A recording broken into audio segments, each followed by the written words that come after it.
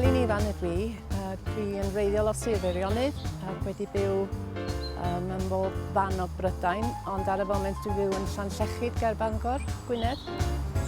Dwi wedi ymddeol ers 3 blynedd, ond dwi'n dal i weithio mewn Prifysgol Bangor fel mentor i fyfyrwyr efo anghenion ychwanegol. A rwy'n glywed am y Plas trwy e-bost ac o'n i yn syth yn meddwl, waw, am gynnig i drio amdano fo. Fi'n gwybod bod o'r cyfnod cyn y rhyfel oedd chydig iawn o drydan a bywyd yn hollol syml o ran bwyd. Oedd y cynnyrch yn lleol ar y cyfan.